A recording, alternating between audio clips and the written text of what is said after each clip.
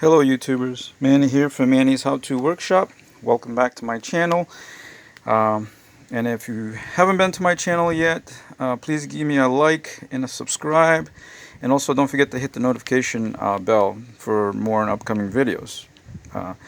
So anyway, I thought I'd bring you along today for this short little video on if let's say you're doing a renovation, a bathroom renovation. That's what I'm doing right now. I'm doing a complete renovation. I mean, I demoed the whole thing and starting from scratch, like I said, like right down to the bare stud walls, and redoing the electrical, plumbing, the sheetrock, installing some new fixtures. But I may go ahead and do a video on that to show you guys what I've done so far. I know I've already did a bathroom renovation video that was semi complete, like 100%.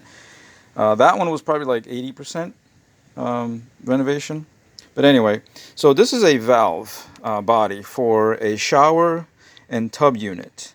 And this one happens to be a Moen. The customer already picked up the fixtures and everything.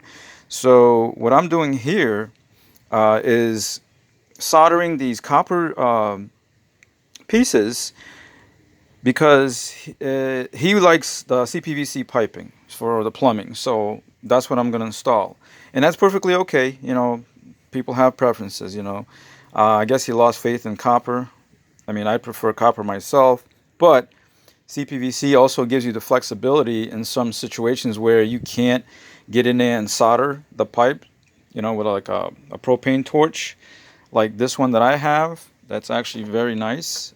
This is an extension wand.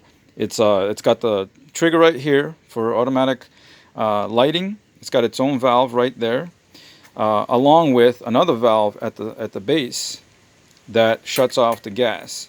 So you got two valve systems, which is nice, and it also comes with this little hook, which is handy dandy for, like, if you're working underneath the sink, for example. You can hang this somewhere, to keep the bottle away. I mean, this is pretty long. If I had to guess, I'd say this hose right there is probably about almost like 5 to 6 feet long. So it gives you a lot of flexibility, in tight places. Also, it's nice because you don't have to hold the bottle in the other style propane torches, So, but anyway, so basically, like I said, when I was doing the rough plumbing, I ran everything with CPVC first, and it so happens that the cavity that this valve is going to sit in is not your typical gap of what you would normally see on 16 on 16 center stud wall. It was actually like just about ½ inch past this edge, ½ inch past that edge. So if I measured that, it's probably only going to be like 8 to 9 inches wide. And normally, in the 16 center stud, you should have at least 14 and a half inches of space where you can put a nice blocking behind it with this mounts to. But anyway, so the reason why I'm going with copper is because I'm going to do the transition. So I'm going to go from copper to CPVC, and these are the fittings. Well, this is half of the fitting that comes when you do the transition from copper to CPVC. The other half is like it's a collar that is. It sits behind the CPVC, and inside it has like a O-ring or a gasket, so that when this is in place, you tighten that down, sucks it down, and makes your seal, and you're good to go. So what I'm going to do here, or actually I should say what I have done already, is you can see I've already cleaned all the tips, both sides of the pipe, and on all of them. So basically what I'm doing, I'm going to solder these first, this section first, this section, and then I'm going to tie everything into the valve. Also, you always should remove the valve stem, which is this guy right here. Why? Because you see those the gasket right there, that black one on the left, and then the O-ring on my right next to my thumb. And since this, you see, this is plastic, right? Well, and then it has it on both sides. If you leave that in there and you solder in here and it gets too hot, it will deform that, and then it'll cause leaks later. You don't want that.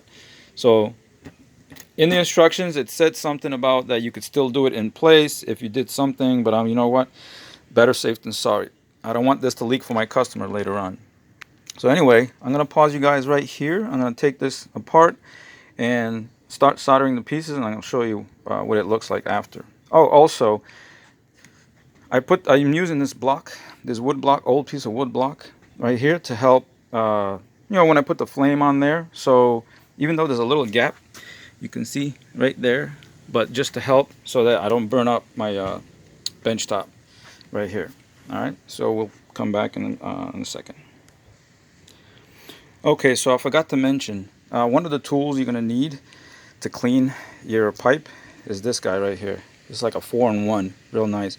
1/2 inch, 3/4 inch, both for the pipe and for the female fittings, which by the way you also have to clean with this end right here, because you want to ensure that you're going to have some good tight sealing connection. Also, you're going to need some flux, which is this guy right here, little applicator brush. What flux does, it helps to clean the joint, and also suck the solder in when this gets the temperature where it's going to melt that and also suck it in. And I'm using actually all silver solder, no more lead, because lead in the water is no good, leads to cancer. But anyway, so yeah, you need to have these right here to make sure you do the job right. We'll be back in a second. Alright, so I went ahead and fluxed everything. You can see I took everything apart. And I'm going to do the T and the nipples separate, only because if I put this on there, it would make this sit higher, and then this end would be lower. Not that it would matter per se, but this is more flush. It's easier, once I get this soldered, it's going to be stiff, and it doesn't matter when I put this piece on there, where it sits. It only matters when I put that in the valve to make sure that they're, tight. Like I said. Oh, and I forgot to mention, this piece is the one that goes on the bottom of the valve, and this would be the output for the tub spout. But since this customer he already bought a separate, what do you call it, on and off, for the faucet for the tub, for the fill, because it's additionally higher tub, and the faucet's going to be on one corner, and that way you have control there.